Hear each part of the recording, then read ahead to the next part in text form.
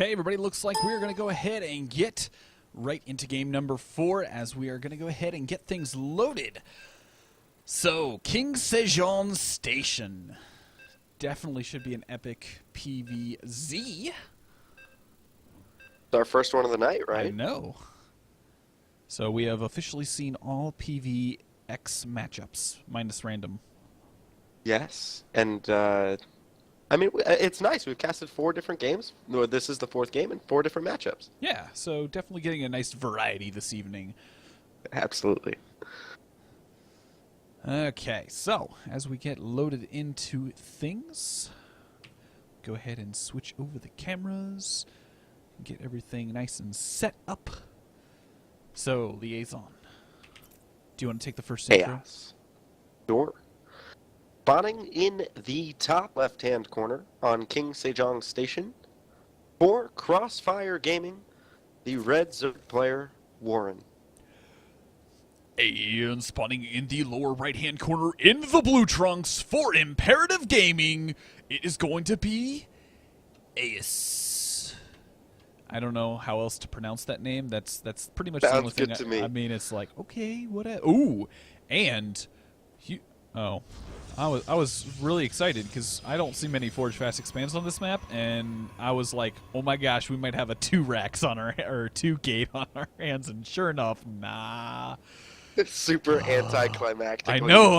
I was like really excited, and then it was like, wait a second. Oh, nope. That's just. So let me ask you a question. Uh-huh.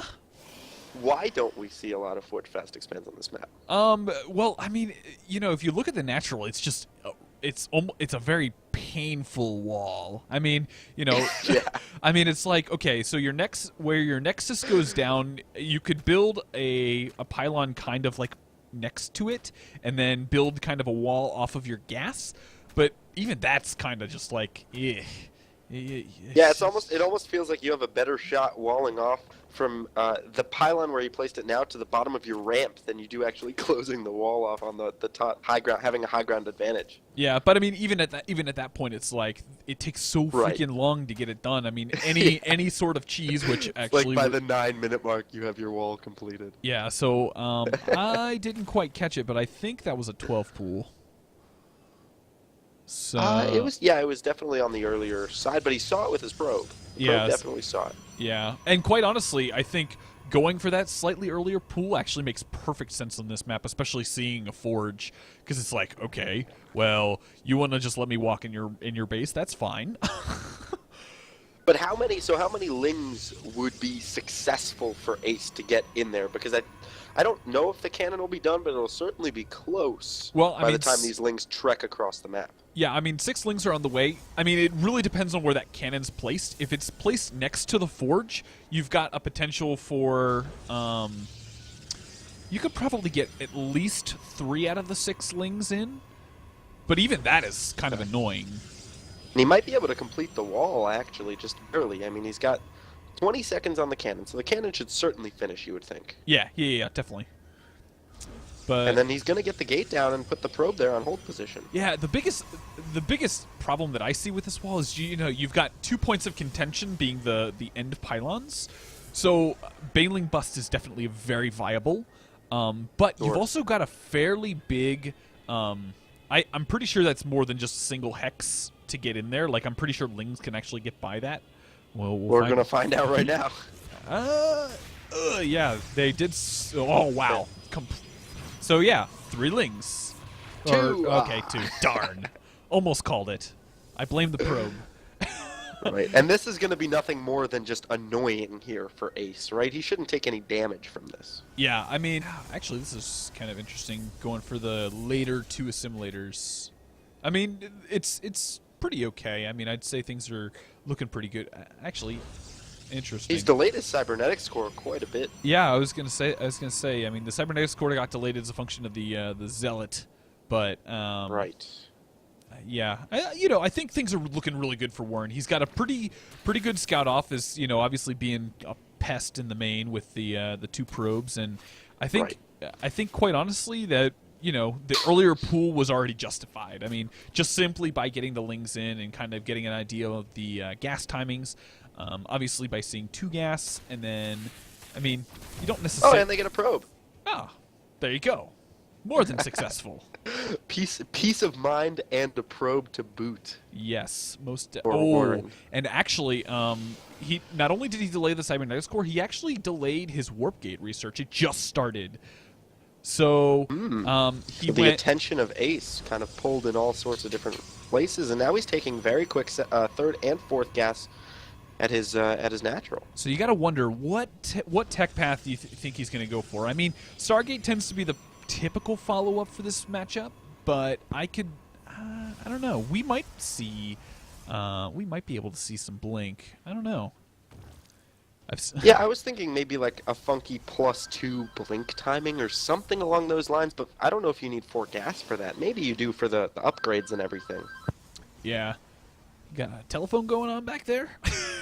Yeah, seriously, right? I'm so popular on the phone. The phone is ringing. Yeah. Anyways, 2 Evo chambers coming down for WarreN, so he's definitely going to be getting those double upgrades going.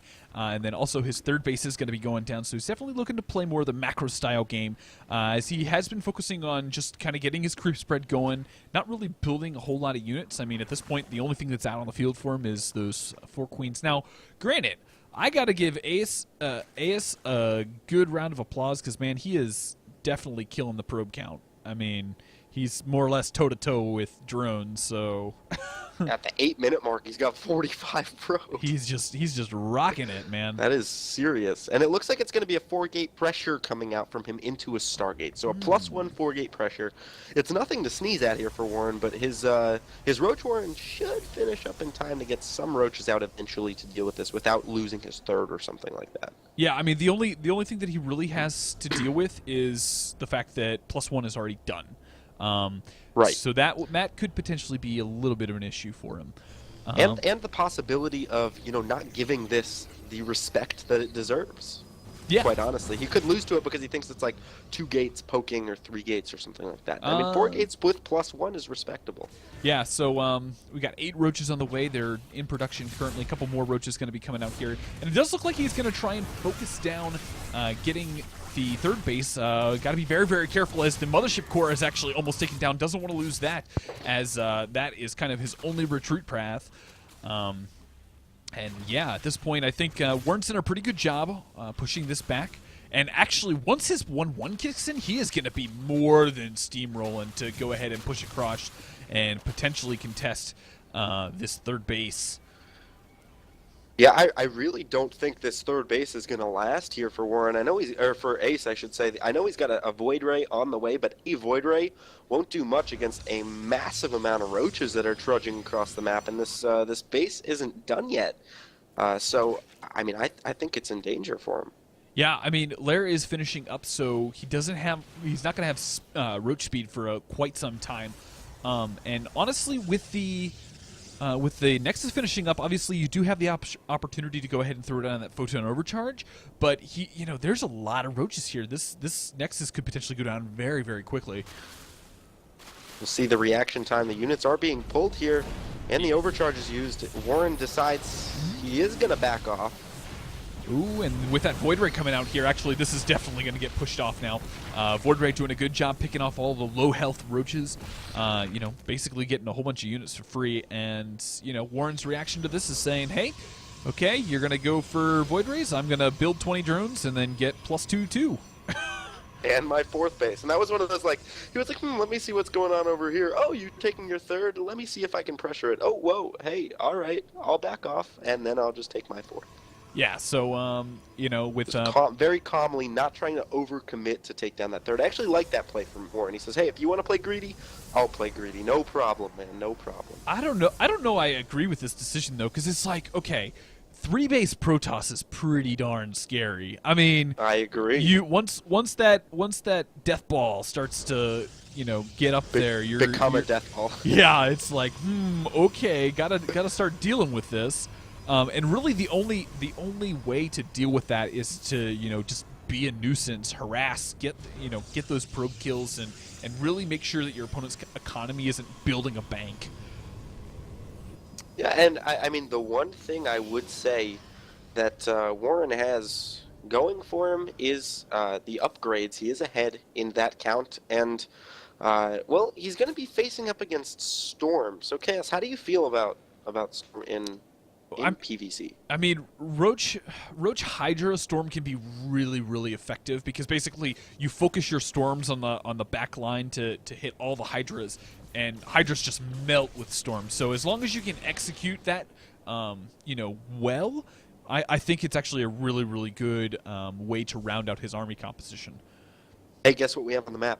A AeiS network. Oh, baby. Well, he's like, okay, well, he's got an Overseer on the upper right-hand side of AeiS's main, and he's like, well, since you've got so much room over here, might as well. I mean... But is there a spot there that's actually out of vision? There isn't because of those gateways that were just put down. So, that is a very, very good point.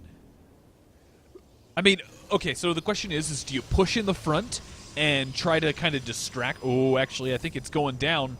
AeiS Worm is going to go ahead and get picked off, though. Just smack in the middle there. Just like insta-kill. It's like, let's just throw this here and see what happens. Discretion is not WarreN's strong suit, it seems. Yeah, so, ooh, actually, we got some DTs going on here, harassing the fourth base, getting a fair amount of damage done, as mining is no longer taking place. And honestly, WarreN really doesn't have any detection out on the field. This could be a pretty big problem as long as, like, the DT actually goes for something.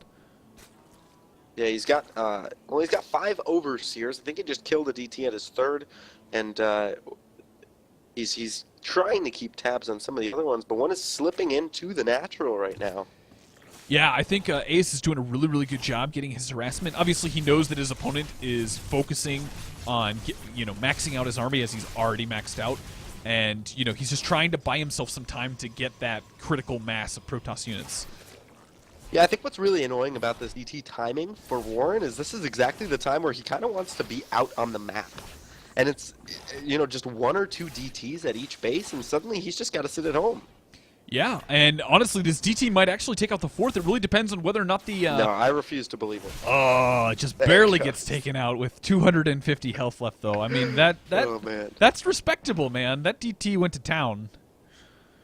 I'm going to be honest with you, though. I'm not sure if WarreN is going to be able to do anything about this fourth base, or if he can really do much in this engagement. Look how many storms there are in this army. There are lots of storms, but if those storms don't connect, then this army is, the storms are really the brute force of it. But I mean, quite honestly, there are a lot of Hydras as well in this composition. Yeah, so there's a lot of DPS here. So Roaches are trying to get in here, get enough surface areas. Storm's going down, not quite getting the area that he wants, but still doing a fair amount of damage.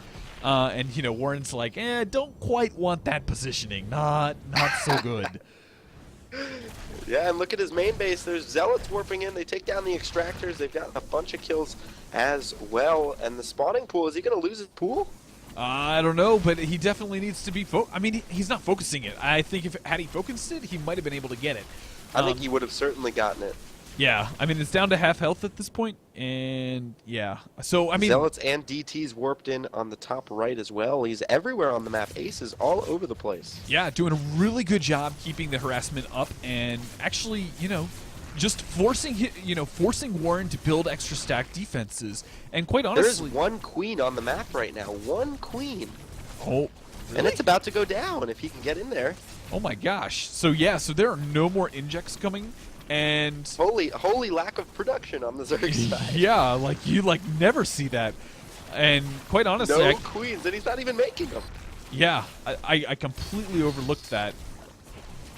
So yeah, Warp Prism harassment, OP. I mean, just getting done. And quite honestly, the only thing AeiS needs is just a couple, maybe 1 or 2 more Colossus and a whole bunch of Zealots, and I think he's more than ready to take on a full-on engagement. He's got 2 more Chronoing out right now. He's getting another Stargate as well. I think Void Ray is equally strong in this position. You look at Hydras and you say, those are probably pretty good against Void Rays, right? Actually, Void Rays, if they get the prismatic alignment going, they can do pretty well against Hydras in smaller numbers.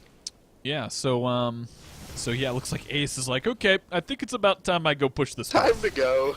Yeah, so starting to take out some of the creep, and quite honestly, WarreN's been doing a pretty good job keeping the creep going.